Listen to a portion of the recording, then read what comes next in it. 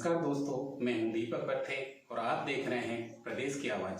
तो आइए बात करते हैं आज की कुछ खास खबरों की। पंडित श्री राम शर्मा के सद्वाक्यों की पट्टिकाओं ने बदला जीवन। डीडी उइके। केंद्रीय राज्य मंत्री डीडी उइके ने देव संस्कृति विश्वविद्यालय में दिया व्याख्यान। कक्षा 5वीं में स्कूल की दीवार पर लगी श्री राम जी की विचारों की पट्टिकाओं ने मेरा जीवन बदल दिया।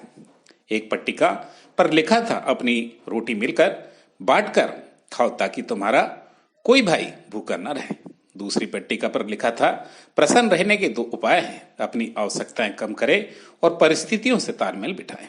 इन दोनों वाक्यों पर बचपन से ही थोड़ा थोड़ा पालन करना प्रारंभ किया। बाद में गुरुदेव के कार्यों में गायत्री परिवार के साथ सघनता से जुड़ गया। मेरी सारी उपलब्धियों के पीछे गुरुदेव की कृपा है।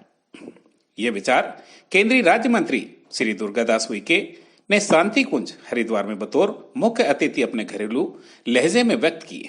वे देव संस्कृति विश्वविद्यालय शांति कुंज में मध्य प्रदेश के लगभग 1500 परिजनों के बीच बोल रहे थे। ज्ञात हो कि शांति कुंज हरिद्वार में वंदनीय माता भगवती शर्मा जी की जन्म शताब्दी और अखंड दीप की शताब्दी 2026 में मनाने की तैयारी के लिए देश भर में निकाली जाने वाली ज्योति कलश यात्रा पर प्रशिक्षण चल रहा है। इन प्रशिक्षण कार्यशाला में गायत्री परिवार जिला बैतूल के पूर्व जिला युवा समन्वयक व वर्तमान केंद्रीय राज्य मंत्री डीडी उइके बतौर मुख्य अतिथि आमंत्रित किए गए थे। उन्होंने अपनी जीवन यात्रा को बड़े ही सरल और मनोरंजन ढंग से प्रस्तुत करते हुए गायत्री परिजनों को गुरुदेव के कार्य करने के लिए प्रेरित किया। एक शिक्षक से केंद्रीय राज्य मंत्री बनने के बीच के उतार चढ़ाव की सभी परिस्थितियों को बताते हुए उन्होंने कहा कि गुरुदेव के कार्य निस्वार्थ भाव से करते रहे। गुरुदेव और मां गायत्री आपके जीवन के सारे कष्ट मिटा देंगे। उद्बोधन में उन्होंने अपने साथ गुरुदेव के कार्य करने वाले साथियों को भी याद किया।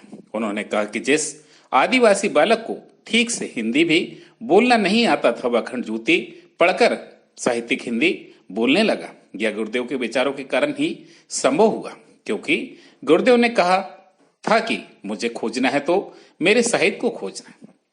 केंद्रीय राज्य मंत्री श्री उइके के प्रेरक व मनोरंजक उद्बोधन को देव संस्कृति विश्वविद्यालय के प्रति कुलपति डॉक्टर चीमन पंड्या भी बड़ी तत्लीनता से सुनकर आनंद ले रहे थे।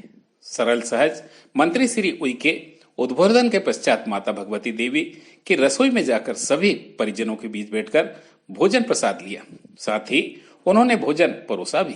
मध्य प्रदेश के सभी परिजन उनकी शालीनता और सरलता के कायल हो गए। विश्वविद्यालय के प्रति कुलपति डॉक्टर पांड्या द्वारा स्मृति चिन्ह देकर विदाई दी गई। राज्य मंत्री ने अपनी लिखी हुई किताब आत्म संवाद डॉक्टर चीमन पांड्या जी को भेंट की। इस अवसर पर प्रज्ञा अभियान पाक्षिक के मध्य प्रदेश संस्करण के विमोचन भी मंत्री श्री उइके के कर कमलों के द्वारा किया गया। प्रदेश की आवाज के लिए दीपक बर्थे की रिपोर्ट।